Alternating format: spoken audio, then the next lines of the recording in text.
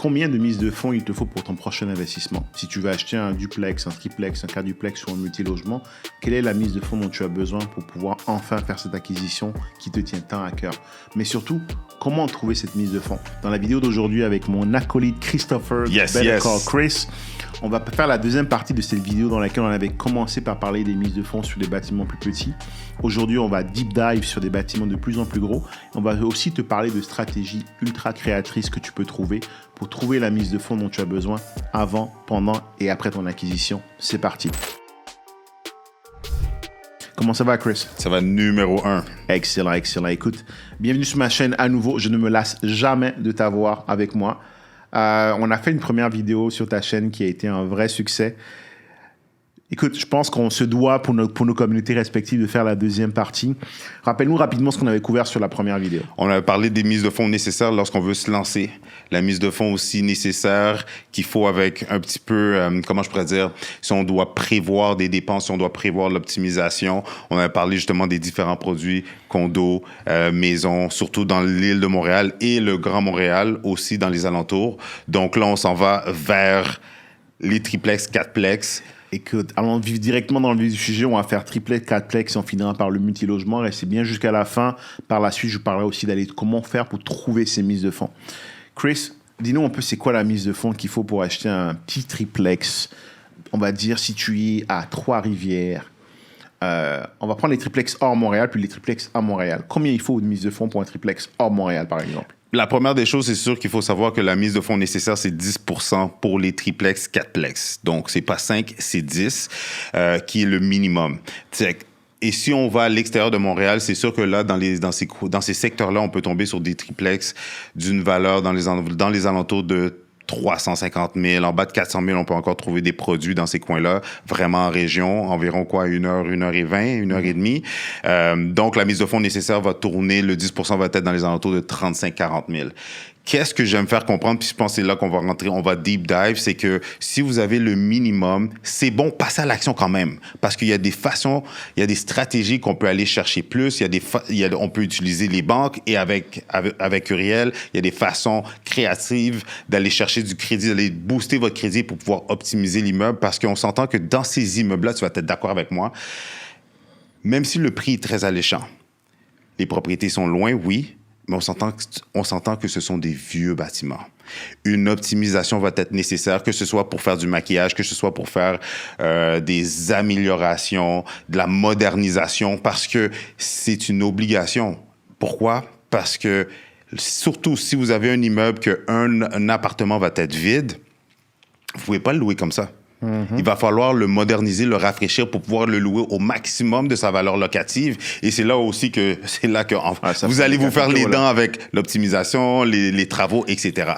Donc, c'est pour ça que la mise de fonds nécessaire de 35-40 000, c'est pas assez. Il va vous falloir plus. C'est pour ça qu'on a des personnes comme toi pour les accompagner. Ouais, la beauté du 30, en fait, tu l'as dit, 400 000, 10%, 40 000, c'est bon. Lance-toi, tu vas acheter. Mais ce que j'ai aussi conseillé, c'est d'aller chercher d'autres sources de mise de fonds additionnelles, ce que j'appelle les mises de fonds alternatives, pour justement pouvoir financer, par exemple, les travaux, les rénovations. Le logement qui est loué à 600 pièces, écoute, I hate to break it to you, mais si ton logement est loué à 600 pièces, je te garantis que tu vas y mettre de la rénovation, là. Right? Parce que s'il était en bon état, il ne serait pas à 600 pièces. Puis de le garder avec des taux d'intérêt à genre 4,99. Tu peux pas te permettre de garder ça à 600 pièces. Là. Merci. Pas, là. Tu t'assois, tu négocies, tu fais ça proprement. On met personne dans la rue, on est toujours dans la négociation. Puis en parlant de ça, d'ailleurs, une petite nugget que je vais te dropper, puis on va en parler tout à l'heure, restez bien jusqu'à la fin quand on va parler du multilogement. J'ai une stratégie que je mets en place qui permet de rénover tout un bâtiment sans avoir à faire ce qu'on crie sur tous les toits qu'on appelle les rénovictions, tout en ayant la possibilité de rénover tous les logements sans avoir à sortir des locataires. Je vais en parler tout à l'heure. Mais bref, si on revient sur le 3 et 4 logements, c'est du 10%. 3 et 4 logements, 10%. À Montréal, ça monte quand même. On peut monter jusqu'à 1 million pour un 4 logements. Donc, on parle plus de 20% de mise de fonds quand on est au-dessus du million. Mais je suis d'accord avec toi. Je pense que si tu veux commencer en région à 40 000, 50 000, plus un peu de rénovation, c'est bon.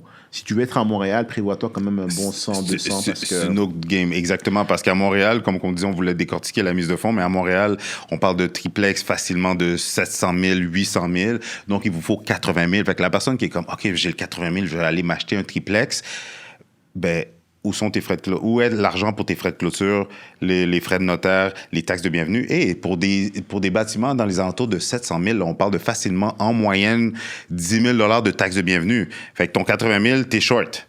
Ouais, et c'est des bâtiments, quand je regarde un peu la ville où j'ai investi à Sherbrooke, qui ont été construits dans les années 70.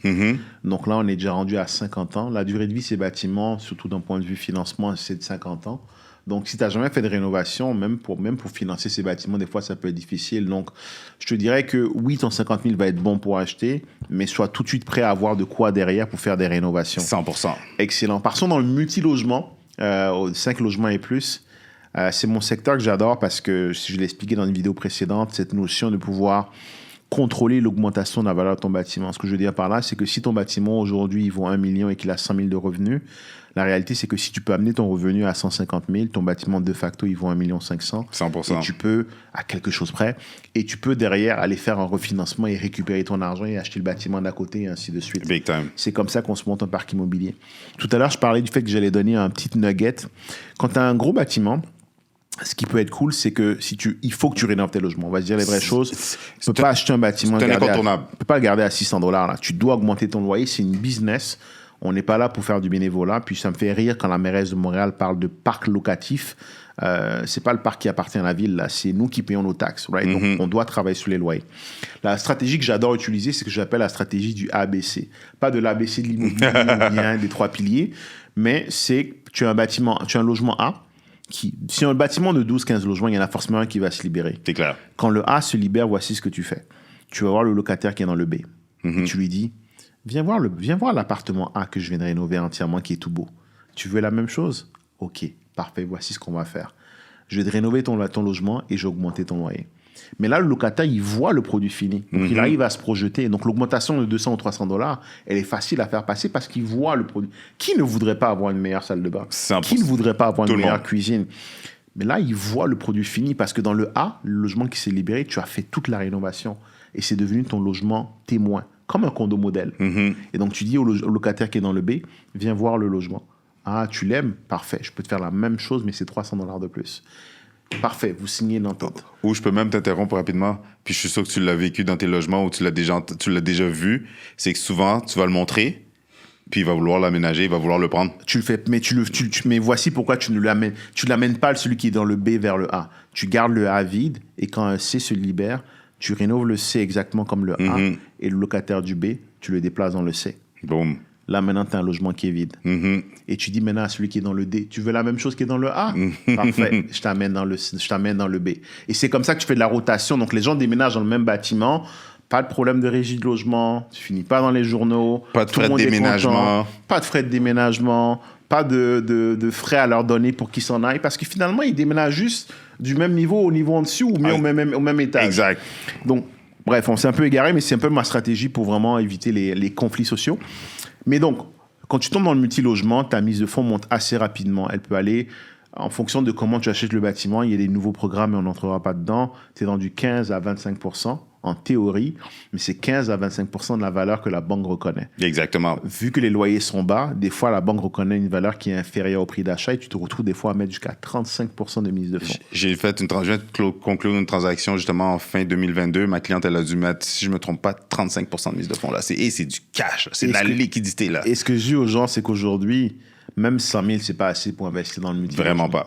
Donc, la chose à faire, ce n'est pas de dire je vais attendre d'accumuler mon 200 000. Tu as 2 choses à faire.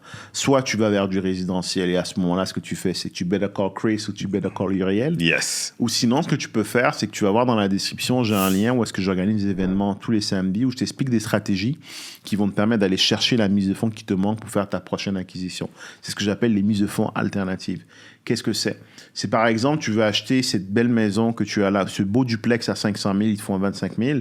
Tu l'as le 25 000, mais c'est toutes tes économies. On ne va pas l'acheter, ce duplex comme ça, avec toutes tes économies. On va te mettre en place des stratégies qui vont te permettre d'aller chercher un autre 25, un autre 50 000 pour que tu puisses finalement acheter ce duplex-là aller chercher de l'argent quand tu sors de chez le notaire pour venir retrouver ton économie, utiliser des marges de crédit pour faire tes rénovations, pour faire tes travaux, booster la valeur et refinancer et récupérer de l'argent et recommencer. L'idée pour moi, c'est que dans un système bancaire financier comme on a en Amérique du Nord, tu devrais toujours trouver des solutions pour utiliser l'argent qui vient d'autres sources que les tiennes. Tu devrais toujours utiliser ce qu'on appelle du OPM, Other People Money. Tu devrais toujours utiliser ton argent comme un tremplin pour aller en chercher encore plus. Ce que les gens ne savent pas, Chris, c'est qu'aujourd'hui, si tu as un bon revenu familial, on va dire au-dessus de 75 000, si tu as un bon salaire, un bon revenu, si tu as un bon bureau de crédit, les banques veulent te donner des produits bancaires. Big time. Parce que aujourd'hui, ces produits bancaires-là, qu'on appelle les cartes de crédit, les marges de crédit, c'est des produits gateway. C'est pour t'amener chez eux. Mais une fois que tu es chez eux, ils vont te vendre des hypothèques, des assurances, des REER, des CELI, sur lesquels ils font beaucoup d'argent. Donc, ils veulent travailler avec toi. Il faut juste savoir quoi leur dire et comment leur dire. Et c'est là où est-ce que nous, on intervient. On t'accompagne dans nos programmes à aller chercher l'argent dont tu as besoin pour venir booster ta mise de fonds pour que tu puisses acheter plus gros, plus vite et encore plus. C'est un peu ça notre objectif. Chris, est-ce que tu avais d'autres questions sur le multilogement? Je pense qu'on a quand même bien couvert le sujet. Non, j'ai pas de questions. Si les gens ils ont des questions, mettez-les dans les commentaires. Mais j'aurais une petite histoire rapidement. Je pense que je te l'avais partagé. Justement, dans la transaction que j'ai closée avec ma cliente, qu'on a acheté un 6 logements à Beauharnois. Combien? 675 000. Donc, elle a mis 200 000. 300 000. 240. Ça, je me rappelle plus exactement si c'était 35 ou 40% de mise de fonds qu'elle a dû mettre. Puis les taux d'intérêt étaient hauts, elle a quand même passé à l'action. Parce que aussi, un autre point à savoir, c'est que dans le multilogement commercial, les taux d'intérêt sont plus élevés que dans le résidentiel. Mais, je pense que je t'en avais parlé, mais quand on a acheté l'immeuble, on était en train de réaliser les conditions. Ma cliente me dit, Chris, fudge, elle voit le potentiel. Les appartements sont tout loués. Puis elle est comme, fudge, je vais devoir faire du temps supplémentaire parce que je vais être en déficit de $200 par mois. Mais qu'est-ce que j'ai adoré? Elle a passé à l'action. Elle n'a pas reculé à cause que, elle a vu un déficit.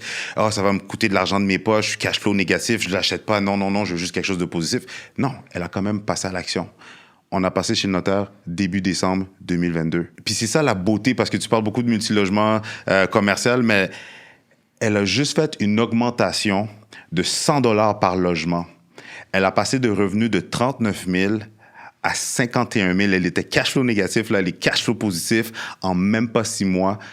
Boum. Tout le monde a accepté l'augmentation. Passer de 39 000 à 51 000.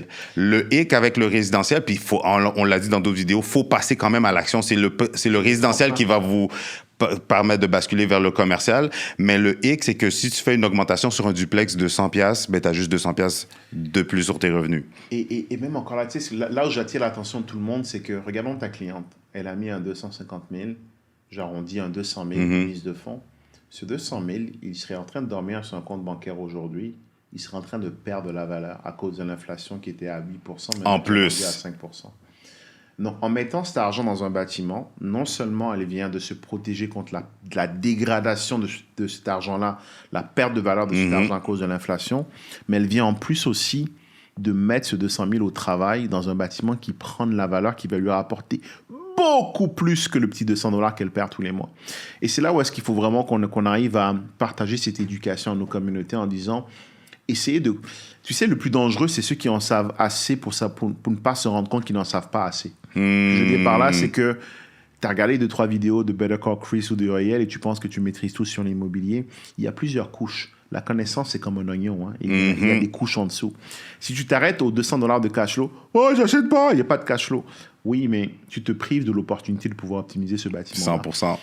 Je crois que c'est Michael Jordan ou Wayne Gretzky, je ne me souviens plus, qui disait tous les shots que tu prends pas, c'est des shots que tu rates. Exact. La réalité, c'est que ta cliente n'aurait pas acheté ce bâtiment-là, elle n'aurait pas eu l'opportunité d'en augmenter les loyers et d'avoir un bâtiment aujourd'hui qui va être cash flow positif jusqu'à la fin de sa vie. Boom. 50 000 de revenus quand le bâtiment va être entièrement payé. Même si les taxes prennent 10 000, ça veut dire que chaque année, il aura 40 000 qui va tomber dans sa poche. Chaque année jusqu'à la fin de sa vie. La question que j'ai pour tout le monde, si tu regardes cette vidéo, si on te dit que tu vas avoir 40 000 qui va tomber chaque année jusqu'à la fin de ta vie, mais que ça te coûte $200 pendant 6 mois, le temps que tu optimises le bâtiment, est-ce que ça vaut la peine? Je pense que la réponse est oui. Claire. Il faut arrêter de se fixer, de se limiter à ce qu'on voit sur un bâtiment aujourd'hui. Il faut se projeter dans le futur. Il ne faut pas s'arrêter juste à « ouais, mais tel gars a dit que le cash flow… » Oui, OK, aujourd'hui, il est un peu déficitaire. Mais justement, parce que tes loyers sont à $600, mais dans le secteur, ça vaut 1200 $. Exact. Comment est-ce qu'on travaille le bâtiment? Parce qu'imagine, si tu arrives à juste être, au contraire, si tu arrives à être juste déficitaire de 100 $ parce que tes loyers sont à 600 $, qu'est-ce que ça va être quand ils vont être à 1200 $? Mhm. Tu vois, donc, c'est une pièce, hein. Tu peux soit la voir de façon négative ou de façon positive. That's it. Mais si tu la regardes de façon positive, tu auras une vraie opportunité. Exact. Puis tantôt, tu parlais rapidement, tu disais par rapport à comment tu peux optimiser ton bâtiment sans sortir les locataires. Puis là, les gens vont dire, ah, mais tu sais, oui, l'immeuble est en déficit, les locataires, c'est difficile, compliqué de les sortir, etc. Est-ce que tu sais que dès qu'elle est devenue propriétaire, il y a un des locataires qui lui a dit, ah, moi, je vais quitter. C'était le A dont je t'ai parlé tout à l'heure. Il y a Puis, forcément quelqu'un qui part à un moment ou un autre. Lui, il a dit, il a quitté. Aussi, rapide parenthèse, pour ceux qui disent, ah, mais quand t'es noir, parce qu'elle a acheté à Bois-Noir, un secteur inconnu. Ah, mais quand t'es noir, les locataires, c'était tous des Québécois dans l'immeuble. Est-ce que tu sais que, rapidement, là, des fois, quand elle allait se présenter, les gens qui l'aimaient pas, à cause qu'elle était noire, tu sais, qu'est-ce qu'ils arrivaient? Ah, ben moi, je vais quitter. Elle est comme, oh my Merci. God, tu t'en vas? Merci. Fait que tout ça pour dire que dans l'augmentation qu'elle a faite, il y en a un qui a dit, non, moi, j'accepte pas ton augmentation de 100 $. Tu sais quoi? Je m'en vais. Boum. En même pas 6 mois, elle est passée à 51 000 de revenus, comme ça. La réalité est la suivante, c'est que si tu trouves ça difficile de devoir acheter un bâtiment et de gérer des locataires, attends de voir comment ça va être difficile quand tu vas être rendu à la retraite et que tu n'auras aucun coussin de sécurité. Boum. Et que quand tu n'auras aucun actif que tu pourras laisser à tes enfants. Quand avoir de l'immobilier, c'est la différence entre être celui qui aide sa famille ou devoir devenir celui qui doit être aidé par sa famille. Le grand-père qui a de l'immobilier en mesure d'offrir des vacances à ses petits-enfants et de passer du temps avec eux. Et non devenir une charge qu'il doit absolument amener au CHSLD ou amener à la résidence de personnes âgées parce qu'il devient un fardeau, parce qu'il n'a pas laissé assez d'argent pour pouvoir payer ses propres couches quand il est rendu au CHSLD. Investir, c'est pas un hobby. Puis Chris et moi, on est ce qu'on appelle des facilitateurs. Mais en réalité, sans vouloir être pompeux, ce qu'on apporte, c'est le salut. Ce que je veux dire par là, c'est que c'est pas quelque chose de nice to have. Ce n'est pas quelque chose de c'est un hobby, je le fais de temps en temps. Investir, ce n'est pas quelque chose que tu fais ou que tu fais parce que tu as envie de le faire, mais parce que tu dois le faire. 100%. Parce que c'est quoi ton plan à la retraite? C'est le 2 000 $ de pension du gouvernement. Ça va à peine payer ton loyer. Tu pourras même pas encore payer de quoi payer ton téléphone. Investir aujourd'hui, c'est une obligation. Puis la réalité, c'est que oui, personne ne dit que c'est facile. Oui, il y a des challenges, mais ton travail aussi est difficile. Pourtant, tu te lèves tous les matins pour aller le faire. En plus. Alors, la question à se poser, c'est est-ce que tu veux continuer à mettre ton énergie dans ton boss ou dans toi? C'était Uriel et Chris en direct de Montréal. Yes, Comme yes. d'habitude, si tu es nouveau sur ma chaîne, pense à t'abonner, activer les notifications. Comme j'ai dit, j'organise un événement les samedis, donc tu trouveras dans la barre de description de la vidéo un lien pour t'inscrire à mes événements où je te partage comment faire pour aller chercher l'argent dont tu as besoin pour enfin réussir à faire ta prochaine acquisition, pour arrêter d'être le zéro du village, mais devenir le héros de ta ville afin de pouvoir prospérer financièrement. C'était Uriel. À une prochaine. Boum.